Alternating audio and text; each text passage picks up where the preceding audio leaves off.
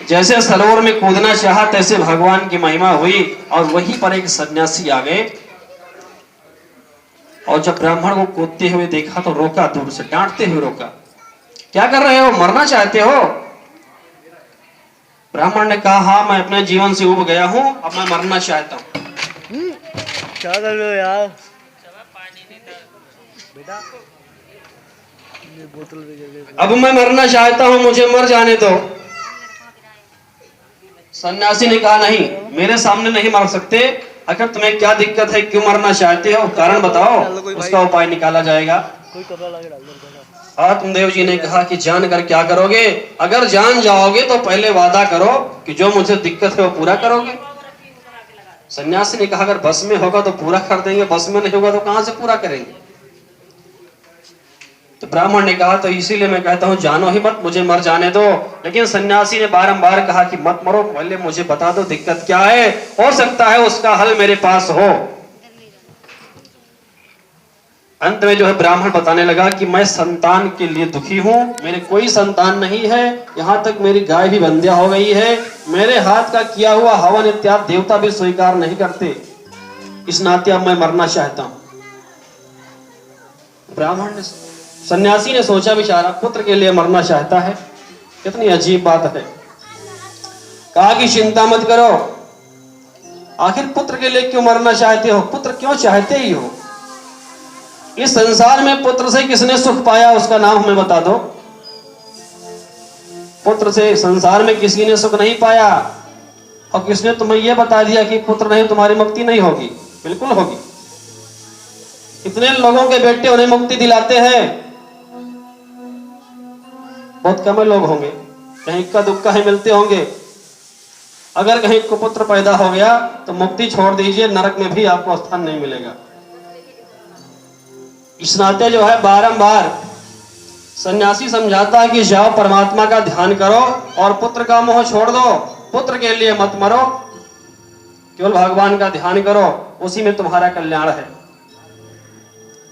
लेकिन उनके मन में इतना मोह आ चुका है कि आत्मदेव जी एक भी बात नहीं सुनते और कहते हैं मुझे तुम्हारी कोई बात नहीं सुननी है, मैं पुत्र वियोग में दुखी हूं, इसलिए न माथ पचाओ प्रभु, ये समझाकर भव जाल हमें, और हे उधार दे सकते हो तो दो गोदी का लाल हमें।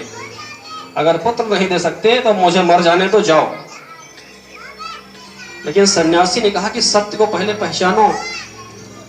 सत्य कहता है, वेद कहता है, पुराण कहता है, किसी के मोह में नहीं पड़ना चाहिए। सत्य क्या है? केवल भगवान का नाम। और जाओ भगवान नाम का स्मरण करो, तुम्हारा कल्याण होगा, पुत्र के लिए मत मरो।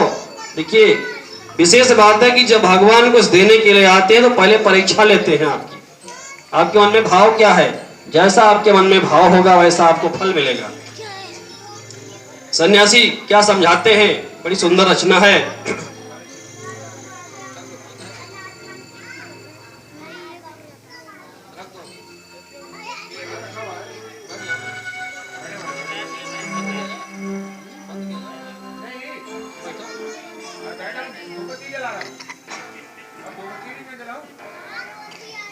बोले शंकर भगवान की जय। सन्यासी जी आपने वो ज्ञान देते हैं, जो सत्य है उसको पहचानो। क्या कहते हैं कि सत्य संगति से प्यार करना सीखो जी, जीवन का उद्धार करना सीखो जी।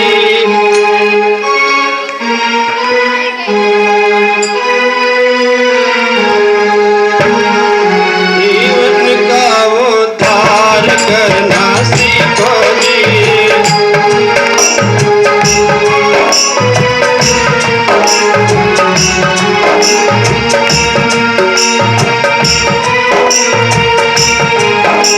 सत्संगत से प्यार करना सीखो जी,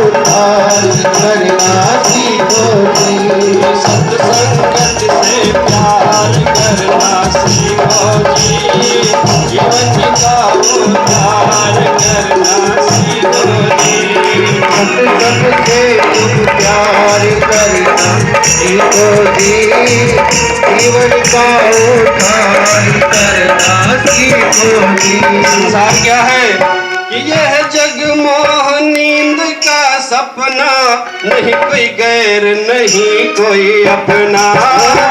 नहीं कोई गैर नहीं कोई अपना, नहीं कोई गैर नहीं कोई अपना। ये जग मोह नींद का सपना, नहीं कोई गैर नहीं कोई अपना। नहीं कोई गैर नहीं कोई अपना, नहीं कोई गैर नहीं कोई अपना। सत्य असत्य विचार करना सीखो, जीवन का उद्धार करना सीखो जी। सत्संग से हम प्यार करना सीखो जी। जीवन का उद्धार करना सीखो जी। सत्संगत से प्यार करना सीखो जी, जीवन का उद्धार करना सीखो जी। सत्संग से तुम प्यार करना सीखो जी। जीवन का उद्धार करना सीखो जी। हरि का भजन नित्य प्रति कीजिए, अंतःकरण शुद्ध कर लीजिए। अंतःकरण तो हर लीजिए, अंतःकरण तो हर लीजिए। हरि का भजन नित्य प्रति कीजिए, अंतःकरण शुद्ध कर लीजिए। अंतःकरण शोक कर लीजिए, अंतःकरण शोक कर लीजिए। आत्म साक्षात्कार करना सीखो जी, जीवन का उद्धार करना सीखो। सत्संग से तुम प्यार करना सीखो जी। जीवन का उद्धार करना सीखो जी। सत्संगत से प्यार करना सीखो जी, जीवन का उद्धार करना सीखो जी। सत्संग से तुम प्यार करना सीखो जी। जीवन का उद्धार करना सीखो जी। इच्छुक है सुनो मन मेरो, निरंतर भाव भारत कह मेरो।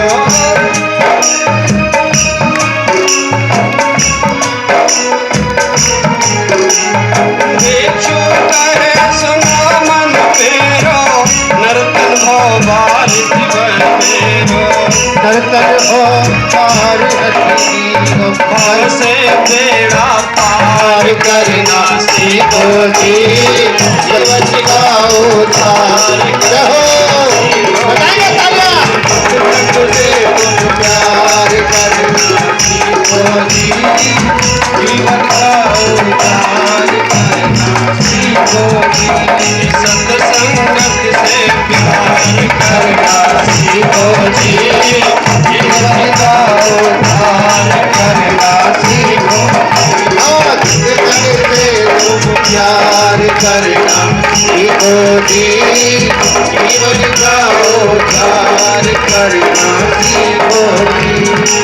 शंकर भगवान की जय।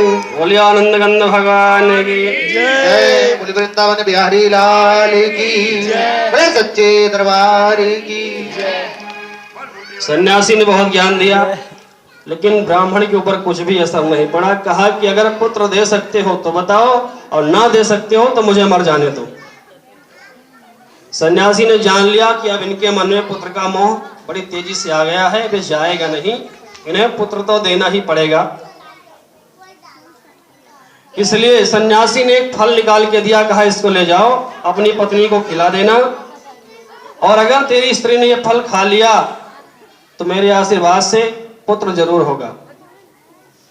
आत्मदेव जी ने फल ले लिया, अपने घर लेकर आए, अपनी स्त्री को दिया, कहा कि ऐसा करो इसको जल्दी से खा लो। तो धुंधली ने सोचा विचारा, आखिर आज तक तो कभी ऐसा नहीं कि जल्दी से कोई चीज खा लो, तुरंत अभी अभी आए हैं बड़े दिनों के बाद में, कहें जल्दी से फल खा लो, जरूर इसमें कुछ बात है। फल ले लिया, कहा अच्छा ठीक है मैं खा लूंगी। आत्मदेव जी ने कहा अभी खा लो, कहा अभी नहीं बस थोड़ी देर में खा लूंगी। ये कहीं का प्रसाद ही तो लेकर आए हो, अभी मैं नहाई नहीं हूं, जब मैं नहा लूंगी तब प्रसाद खाऊंगी।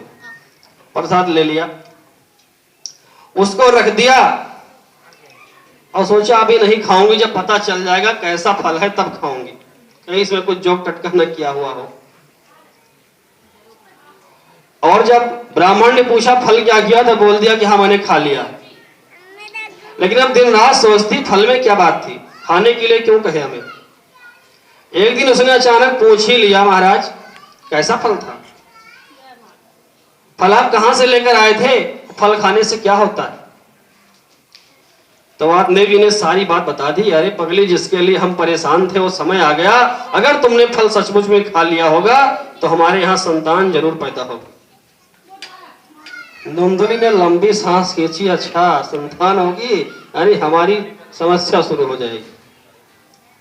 संतान की हमें क्या जरूरत है, मेरा जीवन तो वैसा ही ठीक है, अपने मन में विचार करती है। अरे जब हमने सुना है बच्चा पेट में आ जाता है, चलने फिरने में बड़ी दिक्कत होती है, खाना भी कम खा पाते हैं सब लोग, कहीं उल्टा हो गया तो भी दिक्कत होती है, ऑपरेशन करना पड़ा तो भी दिक्कत होती है, अगर ये सब बाई चांस हो भी जाए तो बाद में बहुत दिक्कत आती है। लड़के को नहलाओ, खिलाओ, पिलाओ, तेल लगाओ, पढ़ाई लिखाई कराओ, उसके बाद में शादी विवाह करो, फिर बहू आ जाए उसको भी खिलाओ पिलाओ, लड़के बच्चे पैदा हो, यानी पूरा जीवन बस इसी चीज में अब चला जाएगा, जीवन बेकार है। अरे मैंने बहुत अच्छा किया जो फल नहीं खाया, झंझट से मुक्ति मिल गई मुझे, ये बहुत समस्या हो जाती।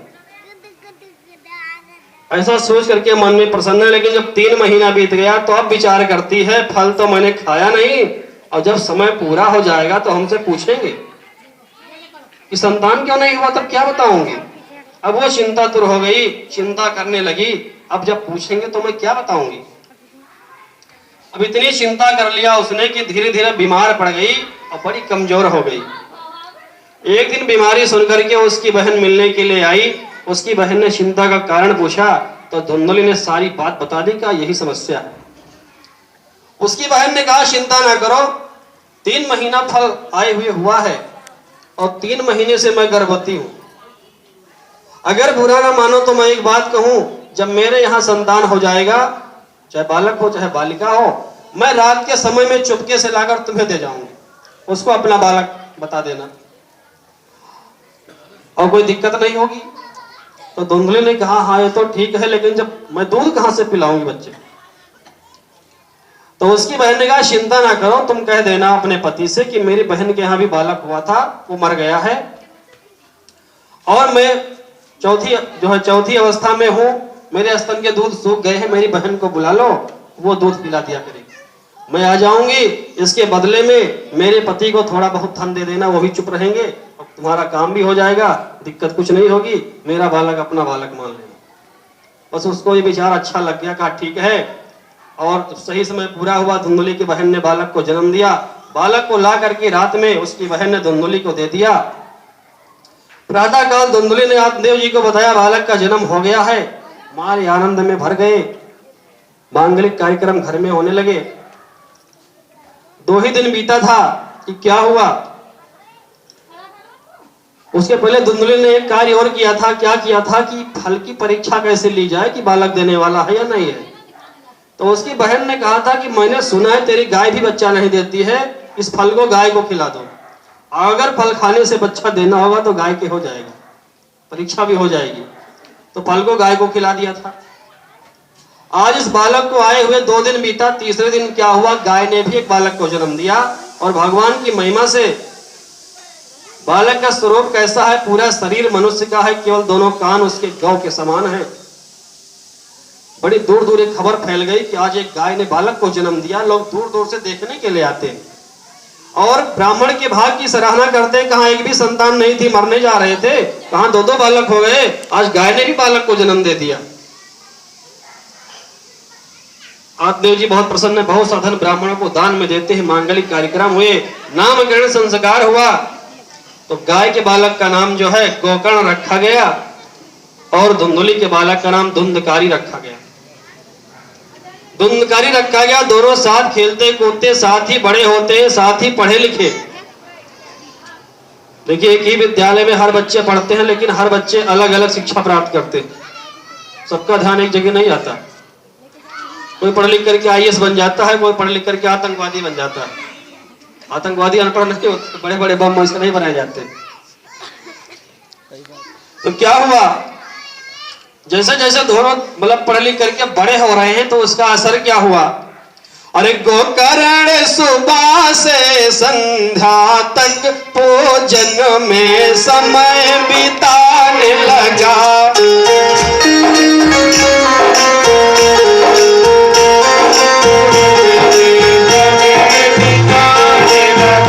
फल नीच धुंधकारी, लेकिन वैश्याओं के घर जाने लगा।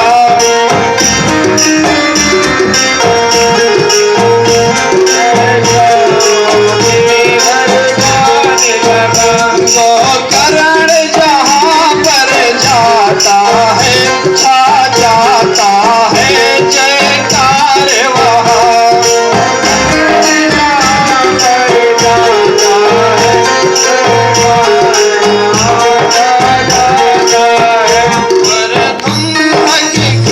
धांधलियों से मचता है हाहाकार वहाँ।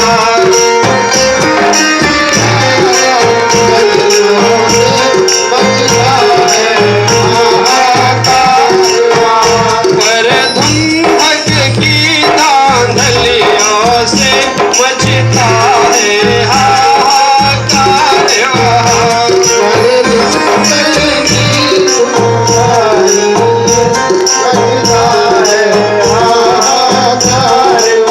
जहाँ पे गोकर्ण जाता लोग उसकी जय जयकार करते हैं, लेकिन जहाँ धुंधकारी पहुंच जाता है वहां पर हाहाकार मच जाता है। उसने और क्या किया, अरे डंडों से माँ की पूजा की, लातों से गुरु सत्कार किया। डंडों से माँ की पूजा की, लातों से गुरु सत्कार किया।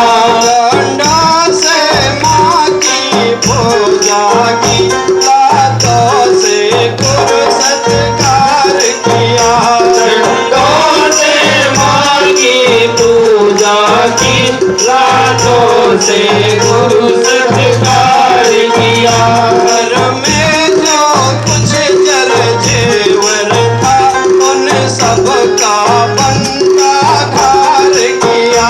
घर में जो कुछ जेवर था, उन सबका बंदा धार किया। घर में जो कुछ जर जेवर था, उन सबका बंदा धार किया।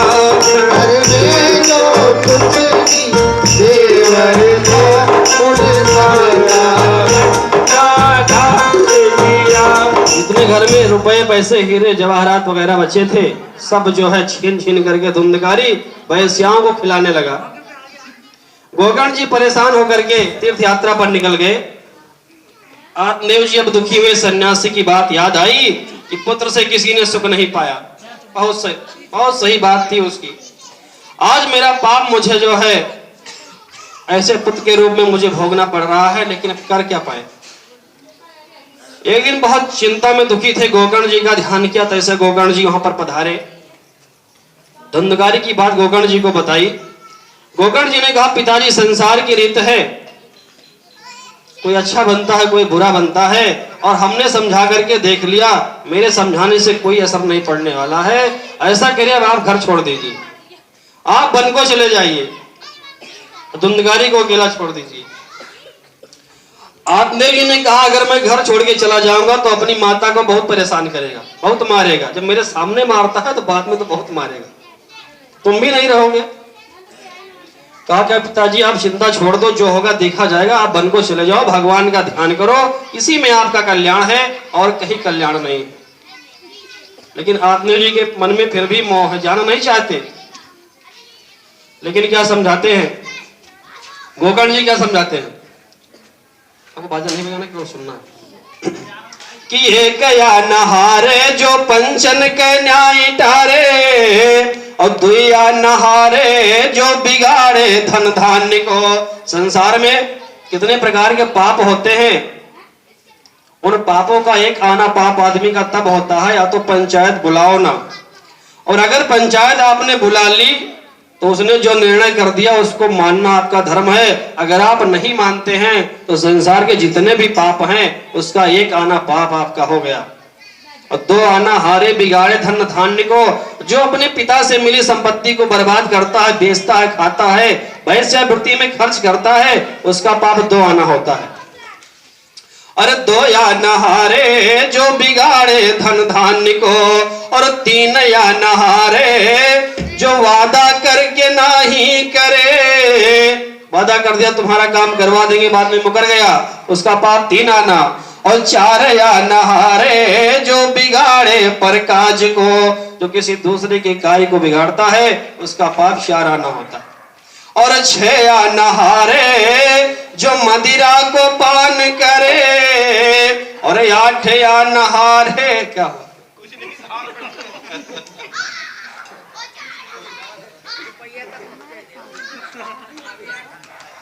अरे छह या नहारे जो मदिरा को पान करे, कि आठ या नहारे जो बिगाड़े पर विवाह को, किसी दूसरे के विवाह में जो दिक्कत पैदा करता है, भांट वगैरह मारता है, उसका पाप आठ आना होता है। और 10 या नहारे जो ब्राह्मण की निंदा करे, और 10 या नहारे जो गुरु जी की निंदा करे, अरे 12 या नहारे जो निहारे पर नारी को, अरे 12 या नहारे जो निहारे पर नारी को, और 14 या नहारे जो बिटिया के धान खाए, जो अपने लड़की के धन को खाता है, आप 14 आना।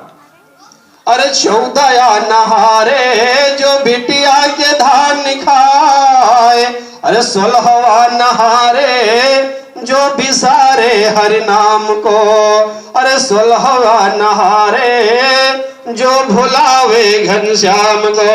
बोले वृंदावन बिहारी लाल की। और जिसने भगवान को भुला दिया उसका पाप 16वां आना होता है।